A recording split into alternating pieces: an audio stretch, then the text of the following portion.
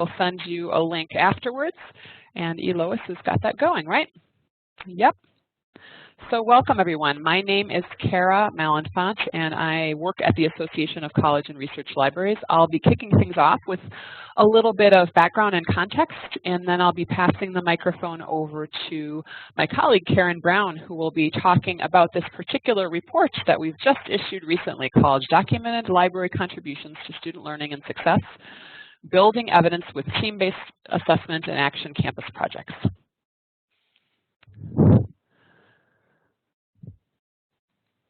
So here's who we are. Here's what we look like. There's me, Kara, and there's Karen. So you'll know who we are when you hear our voices.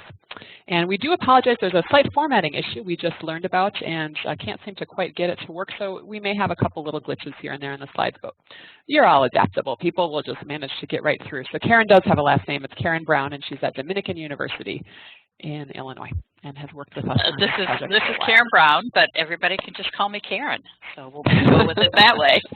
And Kara, I'll mention if there are any glitches with, let's say, some of the quotes, I have the slides printed out and can read them if need be. Great. And we'll make sure then that when we send around the recording link, we'll also just do a PDF separately of the full slides so people can read everything that was on them. But I'm glad to know you've got a printout on hand. I do too, so I think we'll be A-okay. So ACRL has been on this road for a while. We've been interested in accountability and assessment and performance improvement since the 1980s, really.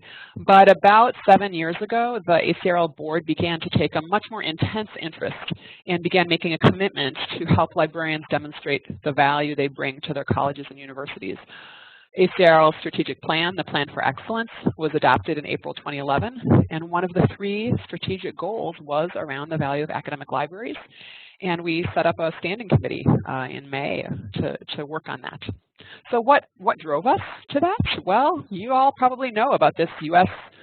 national context, and it's a bit historic now, which is why it's in parentheses, but you've got the Spellings Commission here, perpetual congressional hearings, state governmental scrutiny, and also through private sectors, things like the Lumina Foundation, the Carnegie Corporation, the Teagle Foundation, or whether it's just questions coming from students themselves, from parents, from the local business community.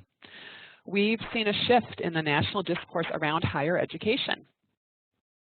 So now debates with some urgency are arising around issues of affordability, public accountability, and the demands for budget cuts and constraints. So really gone are the days where people thought of higher education as just a taken for granted, a public good, sort of a deferential attitude.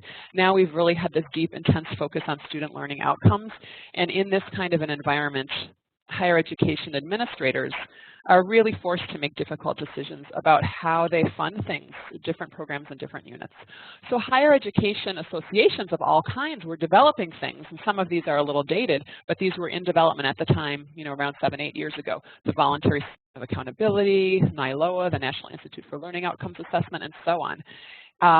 But in all of these conversations, the academic library was largely absent, and we were concerned about that. But we know it is such a priority for you, for members of ACRL. In fact, this graph is from our most recent 2015 ACRL membership report, which we do every 3 years, and for many years it has shown the same thing. The #1 priority is demonstrating the relevance and value of academic libraries. This is the top issue, cited as the top issue facing all kinds of academic libraries, whether they're from 2 years, 4 years, master's comprehensive, research intensive. It just holds true across. So before we think about what that means, what does relevance and value mean, I think it's helpful to pause and just look back and think about what we as a profession thought mattered in the past. So here's a great quote from 20 years ago, really challenging librarians to think differently. And I'll read it, but again, we've got a slight formatting challenge, so when we send around the link for this, we'll also send a PDF so you can read the full quote, but I'll read it now. Few libraries exist in a vacuum, accountable only to themselves. There is always a larger context for assessing library quality. That is, what and how well does the library contribute to achieving the overall goals of the parent constituencies?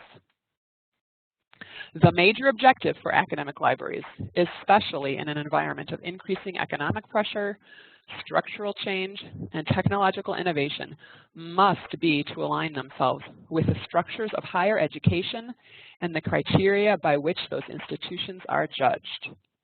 Now, this was written by Sarah Pritchard back in 1996 in the journal Library Trends. 20 years ago, she was really issuing a challenge to us as a profession. So what were we doing? What kinds of things were we doing 20, 25 years ago? The things we thought mattered a lot were really, oh gosh, I've missed a couple slides here. It looks like that's okay.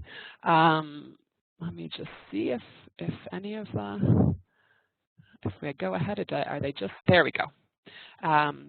We really were thinking then about use, about numbers, about counting the number of books circulated, how many instruction sessions were offered, with the idea generally that like we're doing a lot of work and more is better.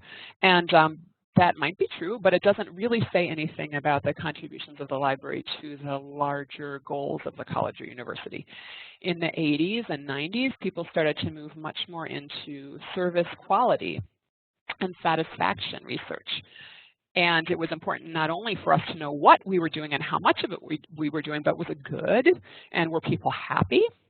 So while useful and while these kinds of measures are still important to track and they're useful for internal improvement, they aren't necessarily compelling to campus administrators or other external decision makers.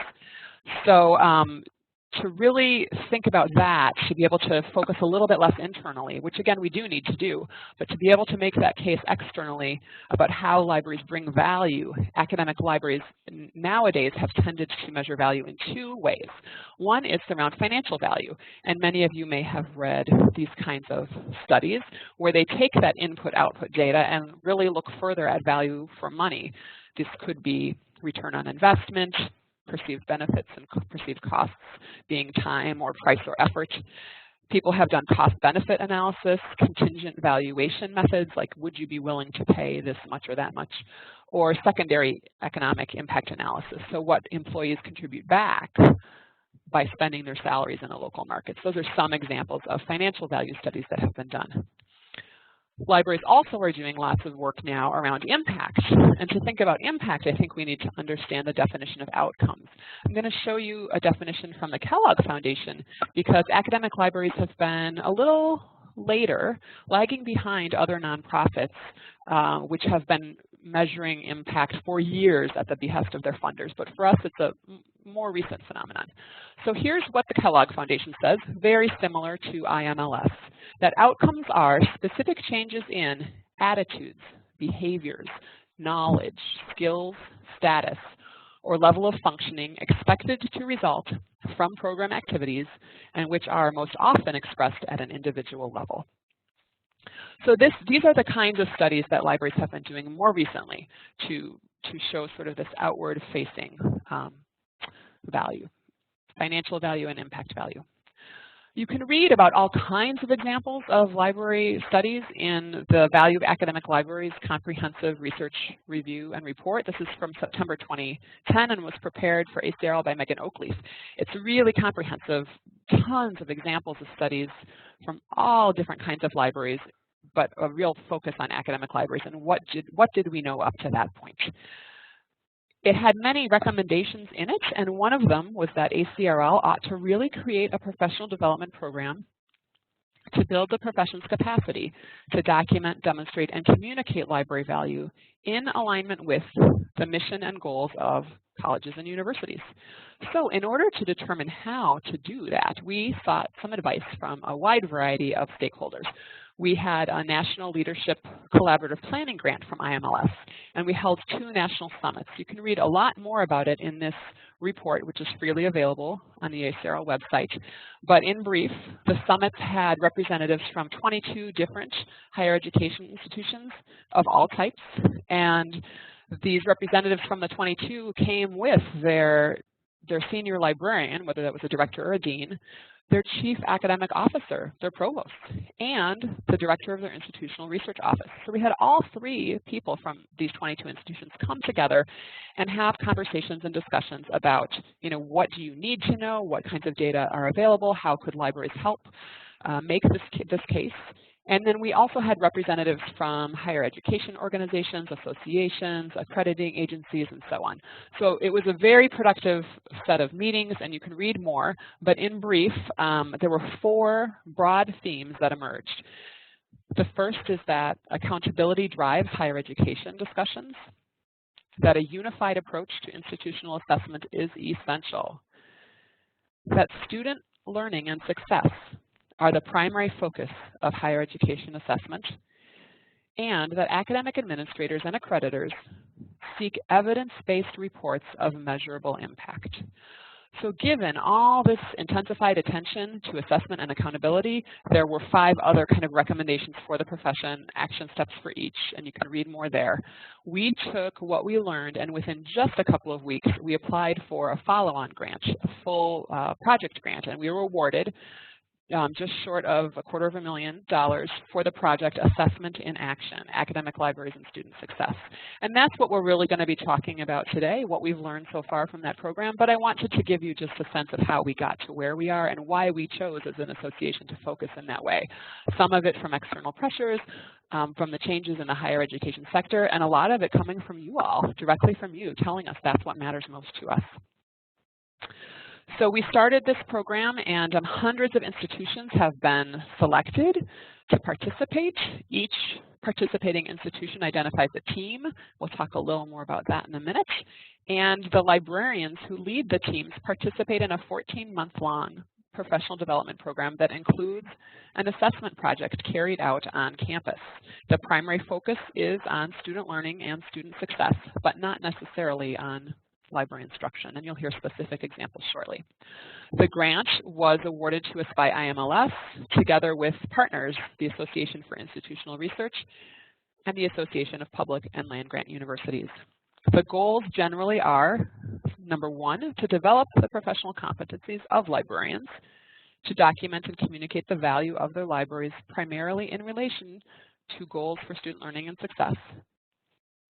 The second, to build and strengthen collaborative relationships with higher ed stakeholders around the issue of library.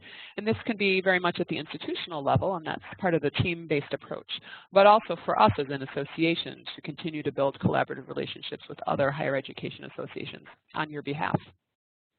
The third goal was to contribute to higher education assessment work by creating approaches, strategies, and practices that document the contribution of libraries to the overall goals and missions of their institutions. And we finally now have enough results. We've got teams going through 2 years of the program that's really what we're going to talk about today. What are these contributions we think we can make to these larger discussions? Before I turn things over to Karen, I just want to show you who some of our participants were.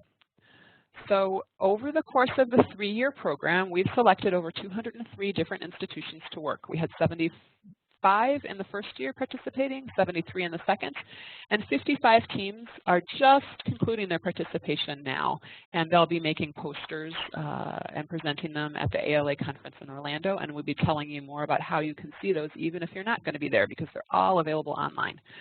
So they've represented all kinds of institutions from 41 U.S. states, the District of Columbia, 4 Canadian provinces, and way down in the lower left-hand corner, Australia. They're accredited by the full range of different accrediting bodies, and I think we've got a little close-up map so you can see North America a little closer, so you can see who was in your state. And we'll show you again later how you can go and search for specific teams in specific areas that might be of interest to you. So that's kind of the history and background and a little quick overview of the program, but Karen Brown is going to talk more about the program and give you some more results from what we've been finding from these first 2 years of teams that have participated. Karen, over to you. Great. Thank you, Kara. And I'm really pleased to be able to join this webcast and talk about the projects because it is very exciting. So before discussing some of the findings from the first 2 years of the project, let me just provide some background about how the teams kind of progressed from their initial selection to designing an assessment project, implementing it, and reporting their findings. As Kara mentioned, the librarians participate as a learning community in a formal 14-month professional development program. And that The program kind of combines online collaborative activities and then 3 in-person workshop-based sessions. So as a learning community, the librarians start out learning about assessment methods, project management techniques, strategies for aligning their library with their institution's mission and academic priorities.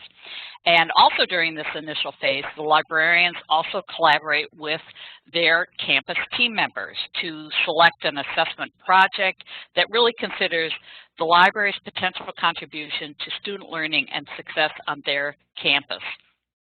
And each of these teams, each librarian is asked, one of the kind of design features of the program is the librarians are asked to put together a team of maybe from 3 to 5 members, and the members have to be moved beyond just being librarians. So it might be a faculty member, it might be a representative from academic support services or an institutional researcher or academic administrator, and you'll see some examples in a moment. So each team needs to narrow their focus to a specific library factor that they want to investigate, and you can see here on this slide the types of library factors that might be explored, different types of instruction. It might have to do with collections or how students use the online resources and so forth. So each team is narrowing their focus to a specific library factor and also a discrete aspect of student learning and success. And you see examples here that they're going to assess. A primary inquiry question is formulated that poses a possible connection between the library factor, and some aspect of student learning and or success. And these 4 questions here are just 4 examples of many of the impact areas that have been investigated. I'll give you just a moment to read them so you see how finely tuned these assessment projects are.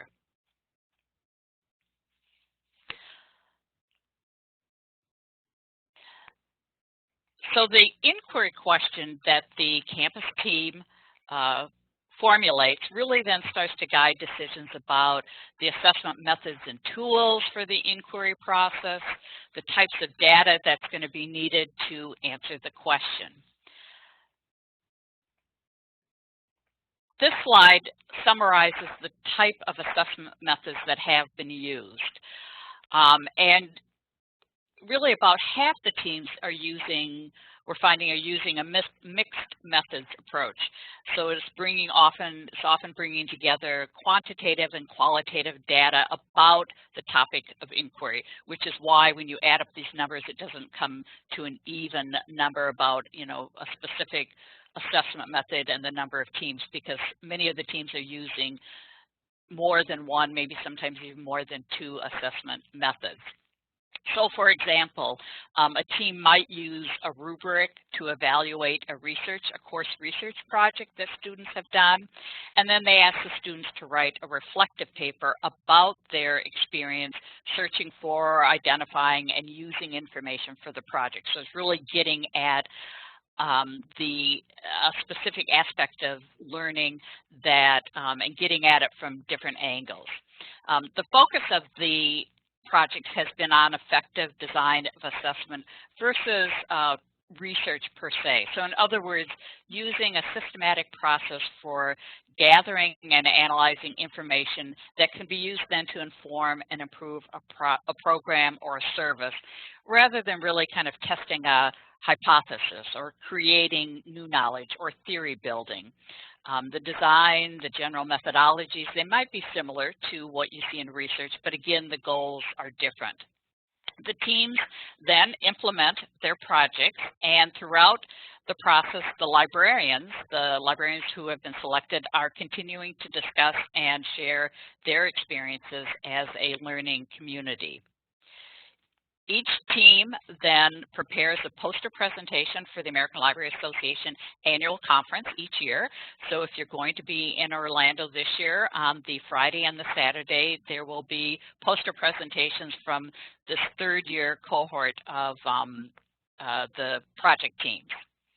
So as the project analyst, I've had the opportunity to review project reports, reflection reports, the posters that have been created, and I also conduct 2 focus groups with some of the assessment in action librarians to prepare a synthesis report each year about the projects and the librarians' experiences. And the reports really kind of address the question, what are the libraries finding out about assessment approaches and tools, assessment approaches, kind of methods and tools used by the campus teams to conduct assessment. A summary of different library factors such as instruction or reference or library space, and findings about their connection to student learning success. Also important are lessons learned from the assessment and action librarians about leading campus assessment initiatives. And then finally, discussion of a community of practice around academic library assessment that's emerging from the Assessment in Action program. Each of the reports, and we have 2 now, are available on the ACRL website. We'll show you where that is in just a moment. But know that you can read each year kind of a summary of the projects that have been conducted that year. So the findings of the Assessment in Action projects over 2 years are adding support to really a growing body of evidence that demonstrates contributions of libraries to student learning and success in some key areas. Library contributions to student learning and success are being demonstrated, and there are areas of impact that seem to be emerging from the projects. There's particularly strong evidence for library impact in 4 areas, and I want to highlight those areas with the time that we have today. First of all, that students benefit from library instruction in their initial coursework, and I believe some of the full wording of these areas of impact isn't there, so I'll mention them again. So the first one is students benefit from library instruction in their initial coursework. In other words, we're learning that information literacy initiatives for freshmen and new students, which are often transfer students, underscore that students who receive this instruction perform better in their courses than students who do not receive the instruction. A second impact area, library use increases student success. Students who use the library in some way, for example, borrowing materials, attending library instruction sessions, accessing online databases, using study rooms, these students achieve higher levels of academic success than students who do not use the library. Third impact area, collaborative academic programs and services that involve the library in some way enhance student learning. So that when libraries partner with other campus units, such as, let's say, the Writing Center, or the Academic Enrichment Department, or the Speech Lab, students benefit, and it's demonstrated by such outcomes as higher grades, academic confidence, and retention. And the fourth impact area that has emerged is that information literacy instruction strengthens general education outcomes. Libraries are demonstrating through these projects that information literacy contributes to inquiry-based and problem-solving learning that's often a focus of general education programs. So it might include critical thinking or ethical reasoning, global understanding, and civic engagement. So let's look at least one example from these 4 areas to give you a sense of the types of projects that are being done and how they relate to these impact areas. First, going to talk about Our Lady of the Lake University, which is in Texas. And at Our Lady of the Lake University, the campus team explored the impact of library instruction that's conducted as part of the first-year English composition courses. And these English composition courses include multiple in-person library sessions as well as required online video tutorials. And using kind of pre- and post-test data, the team learned that, and they got data from 16 course sessions, they were able to document a positive relationship between students who completed the online tutorials and the course grade, a positive connection relationship. Students also reported increased academic confidence in finding and using quality resources in their projects. I'm sorry, I'm going to go back just for 1 second here. And 88% of the students found the video tutorials to be helpful and informative. So that's an example of library instruction early in a student's coursework. Okay, regarding library use and academic success, the Assessment and Action team at Eastern Kentucky University analyzed undergraduate usage of online library resources, and they found that students who logged in to access the library's online resources during, and they conducted this in the 2014 fall semester, had a 0.2 higher GPA on a 4-point scale than students who did not access the online resources. And in addition, 69% of students attaining high grades, meaning between a 3 and a 4-point GPA, had accessed the online resources at least once.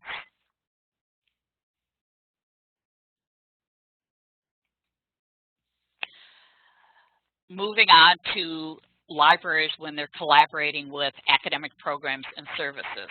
So at the Hartzler Library at Eastern Mennonite University, they partner with the Academic Support Center to provide drop-in tutoring services on the main floor of the library. And they did this during the fall semester of 2014, and that's when they investigated, what's the impact of this kind of collaboration. The Assessment and Action team, their campus team, measured what was the impact of services on students' assignment and course grades and on retention between the fall and the spring semesters. Students self-reported that they were pleased with the service and that their assignment and course grades improved as a result of the tutoring. Retention was slightly improved for those students who attended drop-in tutoring service. For example, 94.8% of the students returned in the spring semester who used the tutoring service compared to a 93.6 retention rate, which is the university's average. At Arkansas Tech University, critical thinking is identified as a student success indicator, and it's also a specific goal of the general education program. At Arkansas Tech University, the library offers a 1-credit-hour elective course, and it's designed really to promote higher order thinking in students.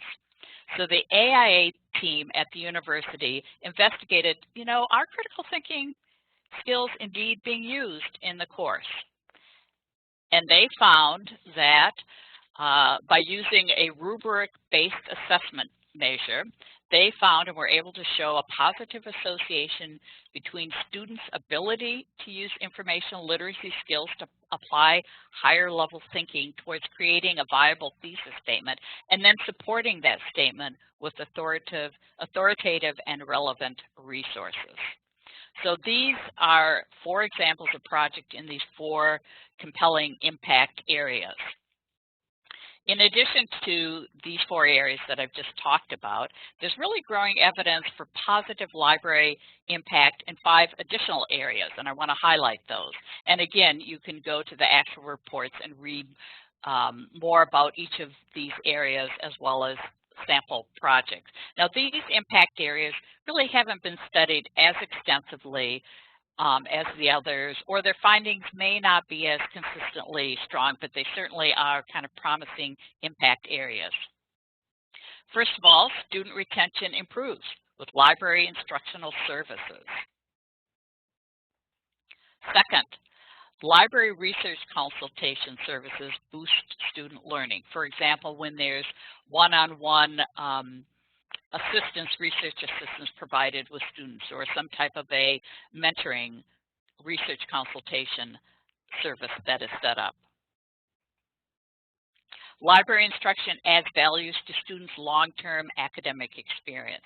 So for example, what happens to those freshmen that received information literacy? What is their level of information literacy skills and competencies when they're a junior or when they're a senior? The library promotes academic rapport and student engagement. There are different ways that the library is able to demonstrate that often they are providing students with a sense of belonging or that they matter.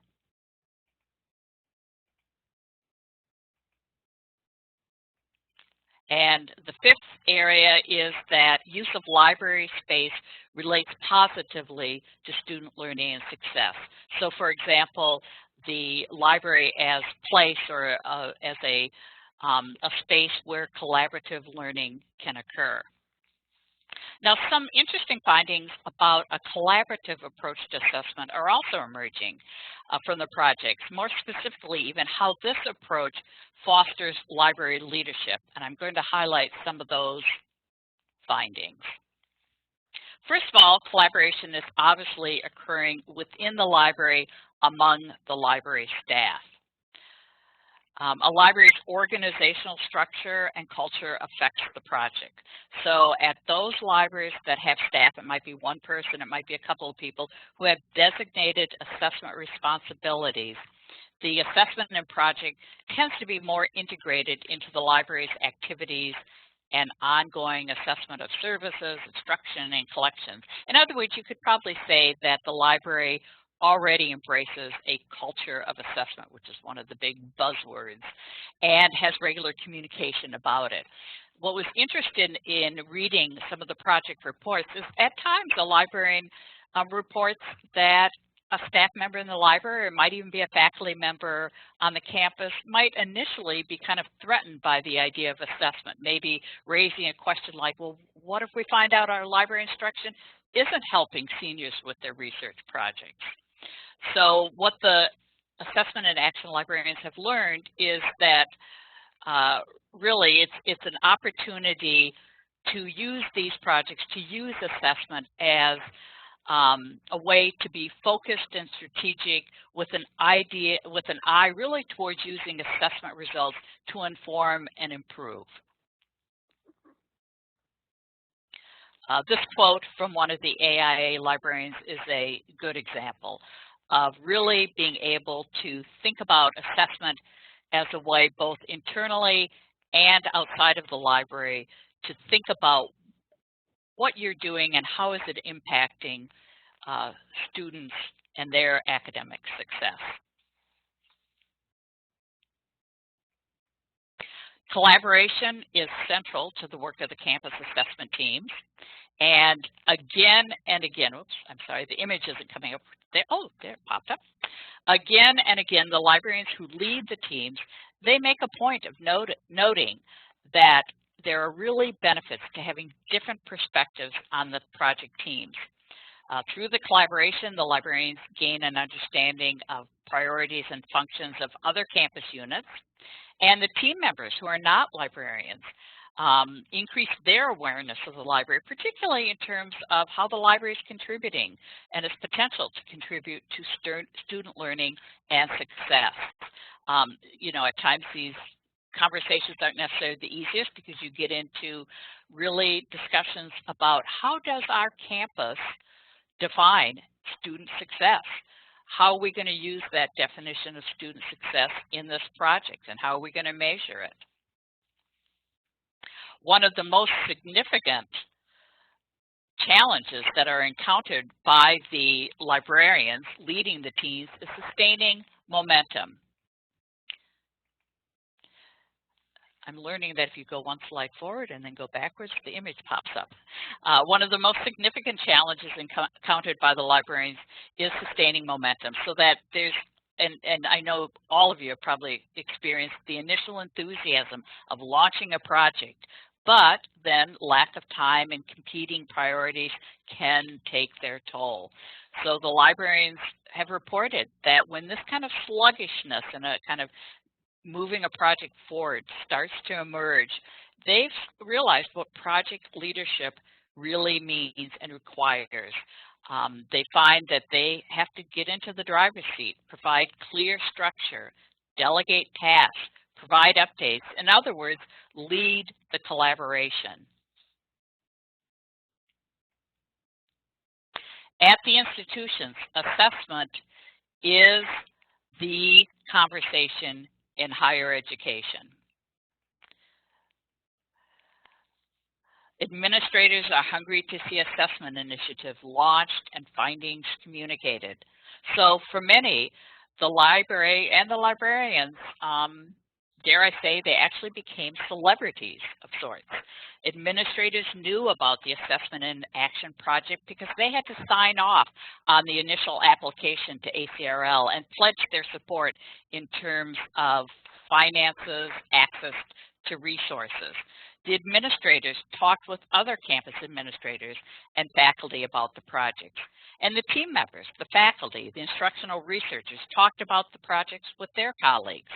And the librarians themselves were giving presentations about the project at various campus venues, such as faculty workshops. And this was a new experience for many of the librarians. They mentioned that they really had to think about communicating the project results in terms of what the stakeholders were interested in hearing.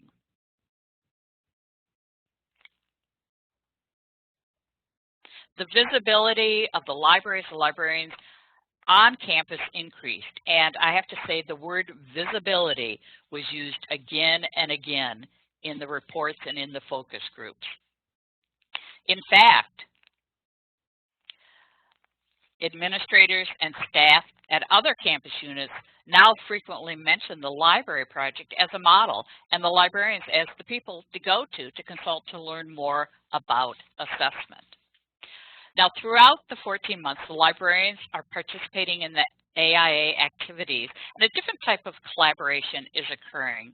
They're actually, I'm going to let you read this one quote about, before I jump ahead, but about collaborative assessment by this AiA librarian, about how the collaboration and being part of a team and working with librarians at their library as well as other campus representatives, how it really engages the conversation.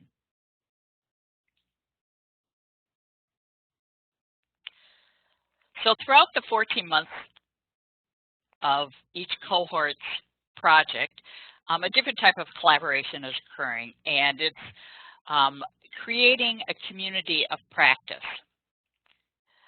This is a definition of community of practice by Etine Wanger Trainer. It's a hyphenated, the trainer is not appearing on the screen, I believe.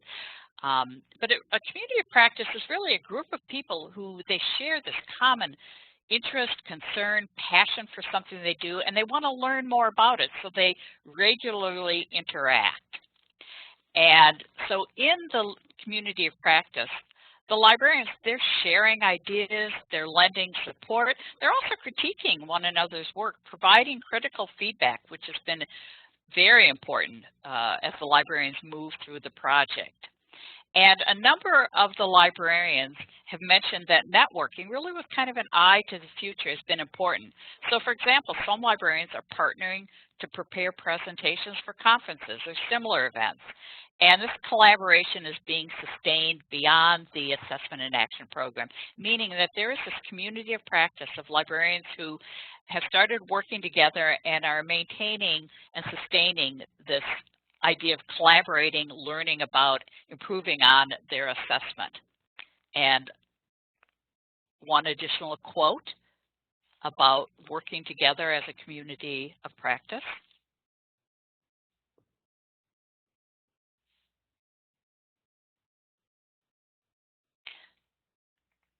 Okay, I've highlighted just a few projects, and as Kara mentioned before, and we really want to emphasize that you have access to the project reports and to findings about all of the, at least the first 2 years, and then the third year will be added in a couple of months, all of the projects in a searchable online collection, and the URL is there. And you have images to the poster presentations, to the project reports.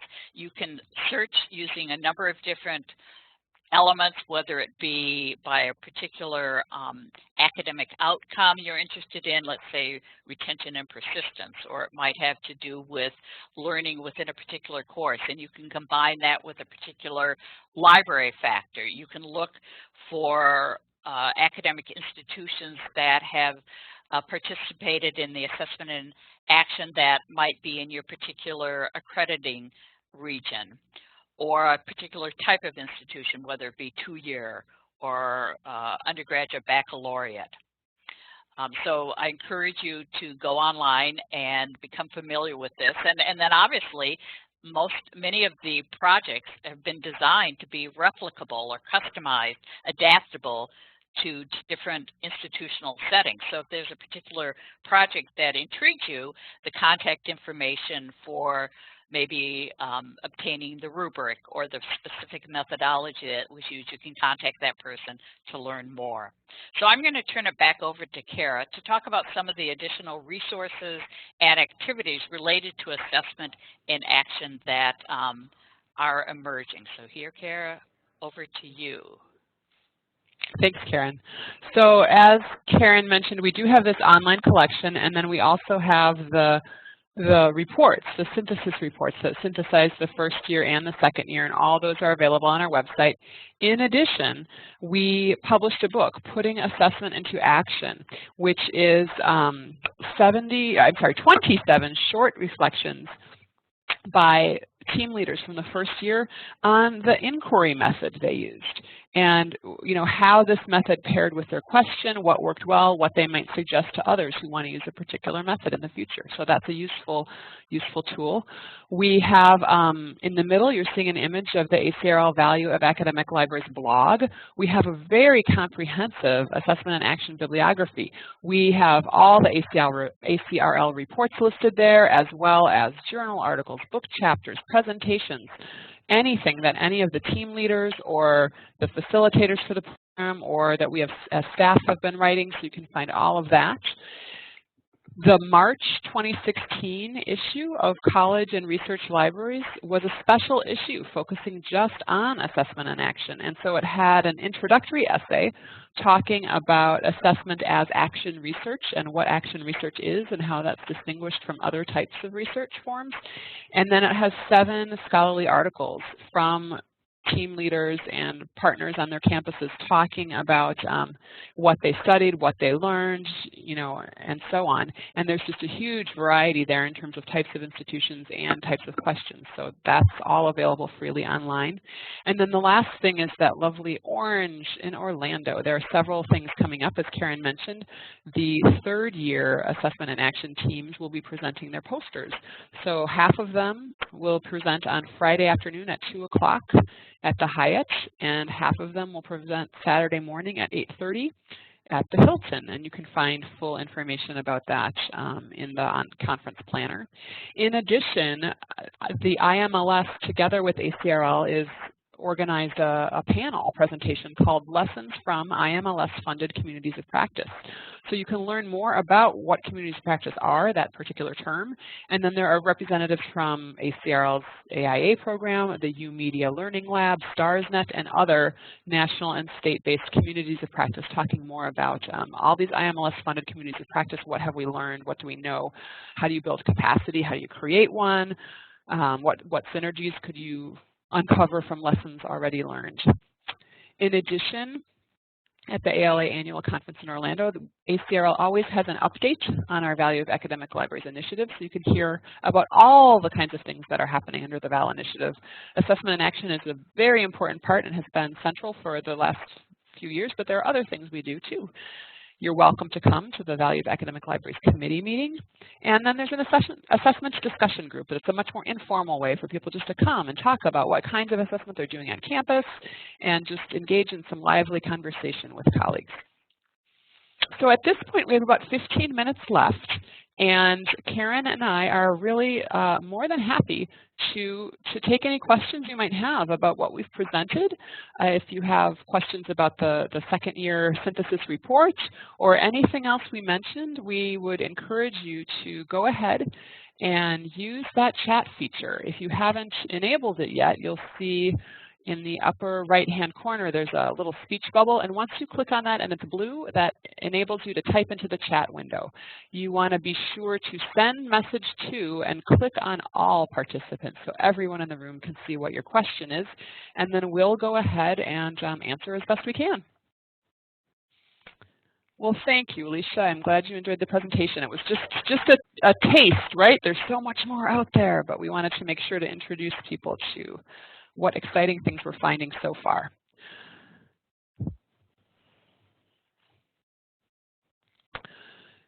So what questions might people have about any of the findings Karen touched on, or any of the kinds of assessment that we're seeing? We wanted to make sure we didn't dump too much information on you, and we wanted to be sure to give you some time to ask questions if you have them. So now's your chance, but you're always welcome to get in touch with either of us afterwards via email or by phone, of course.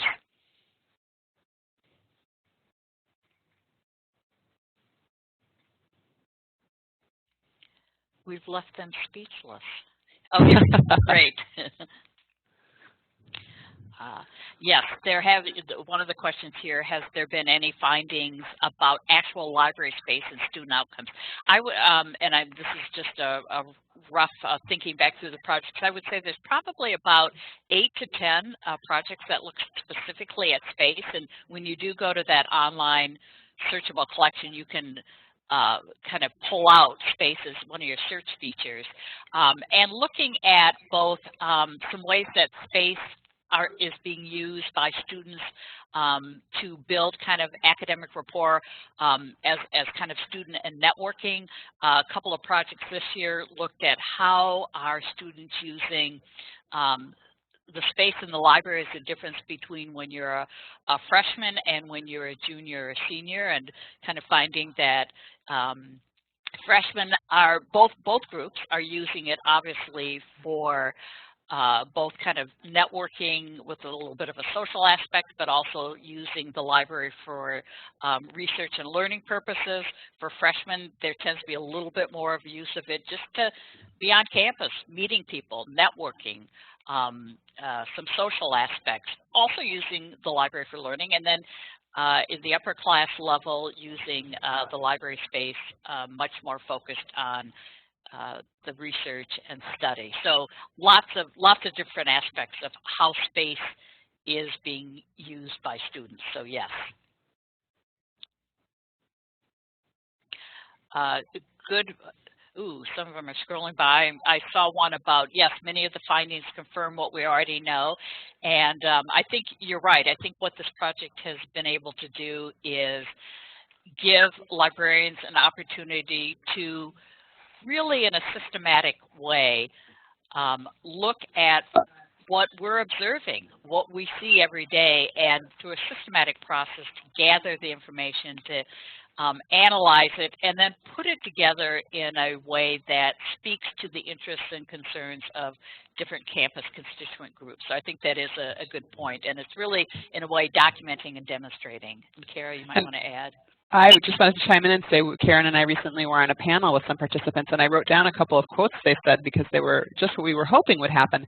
And it's kind of along the lines of what you're suggesting, you know, that it really, that this program helps this particular librarian learn about higher education, and it gave me the language to enter conversations, to talk to campus administrators in ways that they will understand. So it was figuring out how to talk about the things we do in language that can be understood by people who aren't in libraries.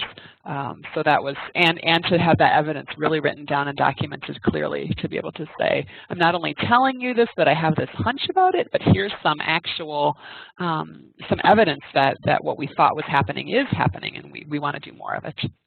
Yeah. I see that Alicia was asking about assessment data for first-year experience, and I would say there's at least a dozen, if not more, of the projects have looked specifically at the first-year experience, whether it be courses or a series of academic activities that are set up for first year, and looking at how the library contributes to it. It might be information literacy, but it also might be in ways that the library is encouraging first-year students to use the library and how that might relate to academic confidence and just a comfort with being in and using the library. But yes, definitely first-year experience reports. Let's see. Looking at causation correlation, the big words, yes. I would say the projects are really looking at what kinds of connections do we see, what kinds of associations. It's always difficult to look specifically at causation and at strong correlation, so the emphasis with the assessment has been looking at what are the connections, the positive connections, or no connection, or even negative connections. But that being said, there are a few that really designed their assessment projects with the idea of wanting to be able to try and see if they couldn't make that causation argument. So there were some who did do pre-test, post-test, or who used, to try to do some level of control group in an ethical way. Of course, it's hard when you can't deny someone service, but there were a few who really endeavored to do it that way. But as Karen's saying, the primary focus has been on, making some improvements, evidence-based change to your own practice.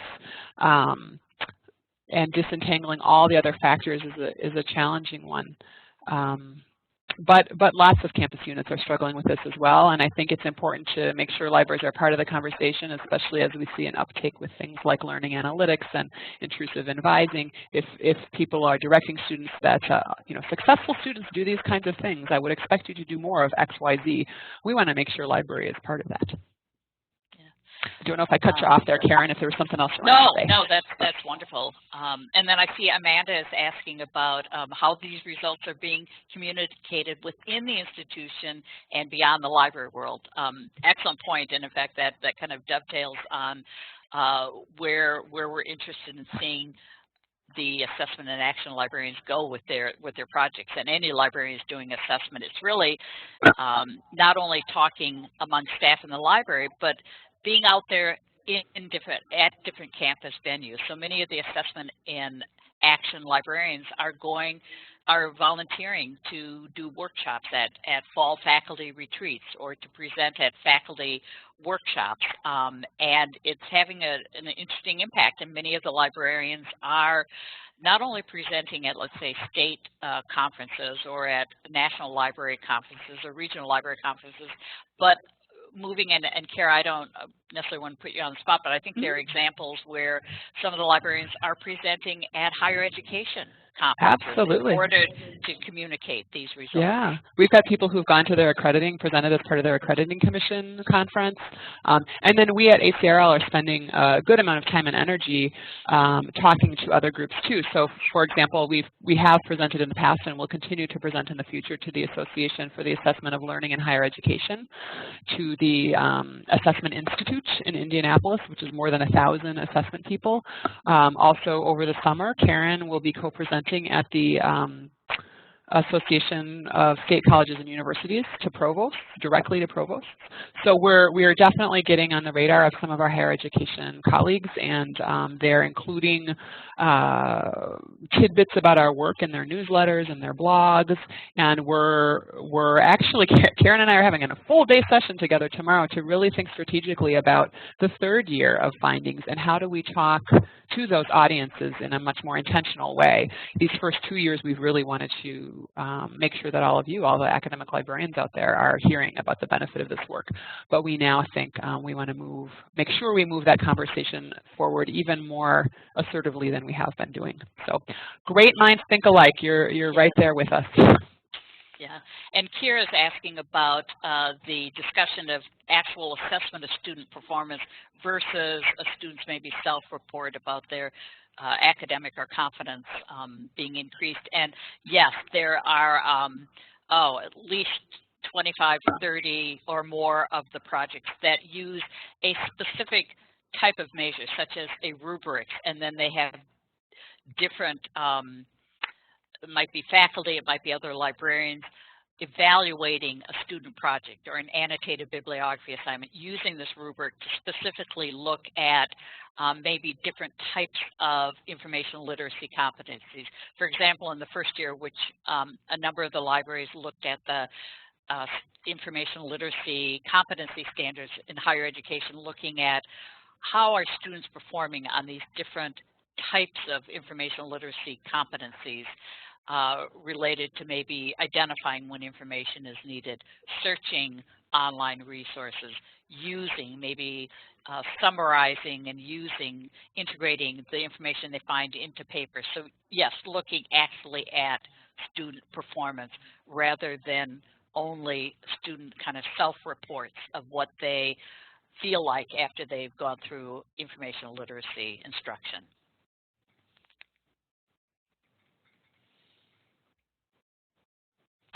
Looks like we've got another question a little bit lower down, Karen, from Susan about the LIS curriculum. As it happens, Karen teaches at the Graduate School of Library and Information Science. So. Yes, and my involvement in this project prompted me. We at Dominican University have just initiated a course on assessment for, it's not just for academic librarians, it's for any information professionals, whether it be in academic or private nonprofit information center settings, public librarians, looking at this notion of assessment and really looking at assessment more than evaluation, but assessment as measuring impact outcomes on your intended population. You know, if you can say we've increased the number of informational literacy workshops for freshmen by 15% this year over last year, but what does that tell us about, are the students any smarter? So looking at that, and there's a lot of exciting assessment work being done by the Public Library Association, Association of School Librarians, different entities. So I think it's getting more into the curriculum, but it's a little slower than you might suspect, or maybe not. But yes, at Dominican, we're doing it. And then the second part is, does ACRL have an assessment continuing education program? So that certainly is part of what Assessment in Action was. It was intended to provide professional development for academic librarians, but not everyone has the bandwidth or the appetite or the need to be in such an intensive 14-month-long community of practice with leading a team and traveling 3 times. So we discovered that that's not a sustainable model going forward. It doesn't seem like we have quite the demand for that particular way of doing it.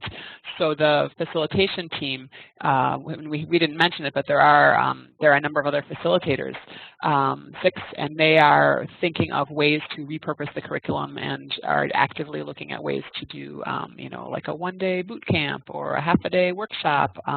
So we expect to be announcing more things in the future. And there are always different individuals who come forth through the ACRL professional development program structure to propose whatever it is they'd like to propose. So we offer pretty regularly different one-shot webcasts or multi-week courses. Our information literacy immersion program has a whole assessment track for people who want to think programmatically about doing assessment of their InfoLit program. We offer a licensed workshop called Planning, Assessing, and Communicating about the Value, and it's based on using the standards for libraries in higher education. So that's a workshop where you can have people come to your campus, maybe with a consortium or another group. You can invite them to come and do a workshop on that topic in your location. So ACRL has a number of different things. And also this question about is the assessment of these projects breaking down barriers between the library and academic departments or academic administration?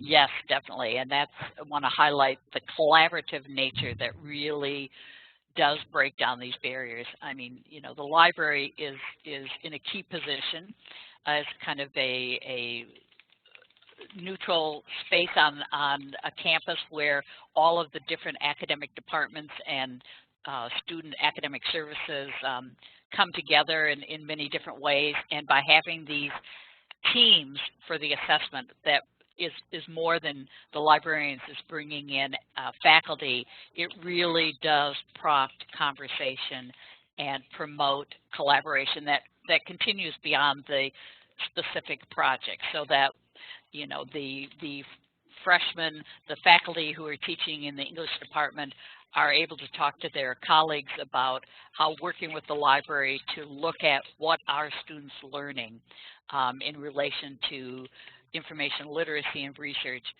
How does that impact what a disciplined faculty might be teaching? So yes, definitely different ways that silos are being broken down.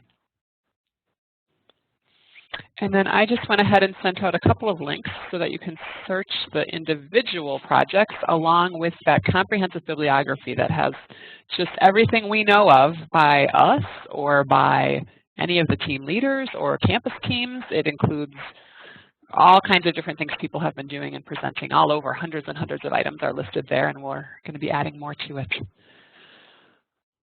So Karen, it looks to me, unless I'm missing something, I think we've covered all the questions. Yeah, I think we were able to touch on them, at least briefly. Great. Well, we will be sending out a link to the recording along with the PDF of the slides so you can see them.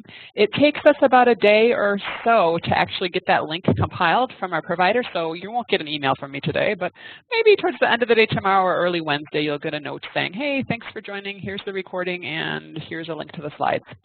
So in the meantime, you should feel free to be in touch with me, Kara Malenfant at ACRL, or Karen Brown at Dominican, and we're happy to help in any way we can. But I think we're done. So you can. Thank you for great questions also. Yes, thank you all very much. Very, very productive discussion, just what we were hoping for. All right, goodbye everyone.